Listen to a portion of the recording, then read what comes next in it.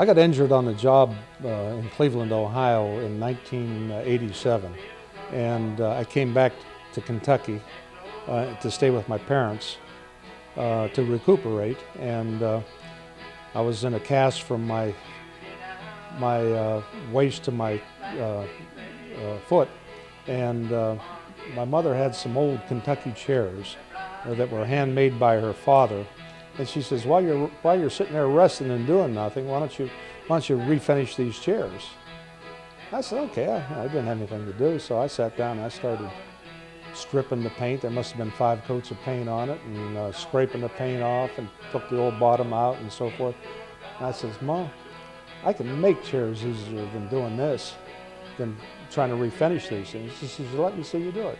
Well, I got interested in it, and I talked to a lot of people and found out that there were still chair makers in the area, talked with them, found out how they did it, read a lot of books, learned how to strip bark, and made some tools such as a shaving horse, and bought some hand tools at the flea market and started making chairs.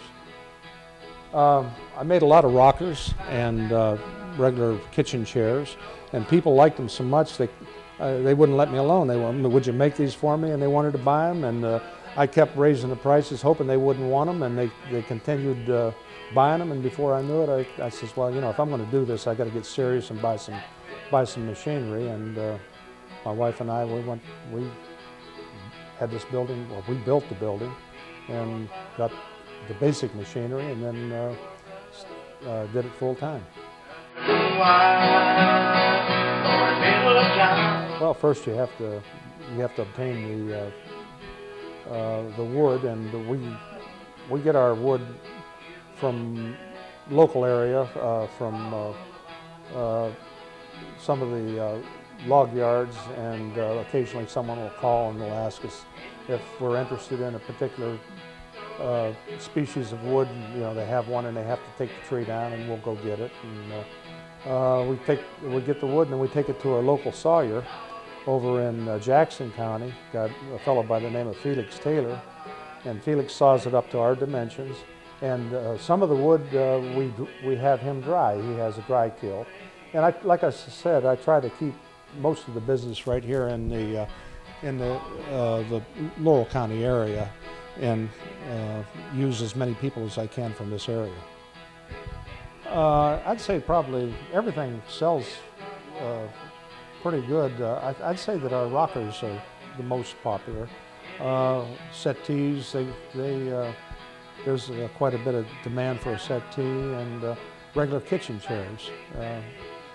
A lot of people in eastern Kentucky remember the old Kentucky chairs with the hickory bark, and they want something from the past and from Kentucky. We get a lot of out-of-state people that previously lived in Kentucky, and they want something from Kentucky, and we can provide that. Whatever the customer might want, we use walnut, cherry, ash, oak, hickory. Occasionally we'll get a call for some exotic wood. We've made chairs out of Purple Heart, which is, I believe it's out of South America, I'm not sure. And wormy chestnut. I've made quite a few pieces out of wormy chestnut. We get the chestnut from, we recycle it from old barns and outbuildings and so forth. We get customers from all walks of life. Like I was saying earlier, a lot of people from eastern Kentucky or from the mountains, the Appalachian Mountains, they're familiar with the hickory bark, which we use for our seats. But there's people we've sold to people in New York City that just want a piece of the country. And we've shipped as far as California, Canada, and all over the United States. And you know, just a cross-section of America.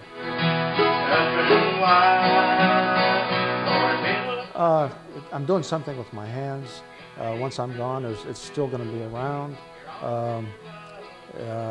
When you start with a raw log, like I was talking about earlier, and then end up with a piece of furniture, you have a feeling of accomplishment.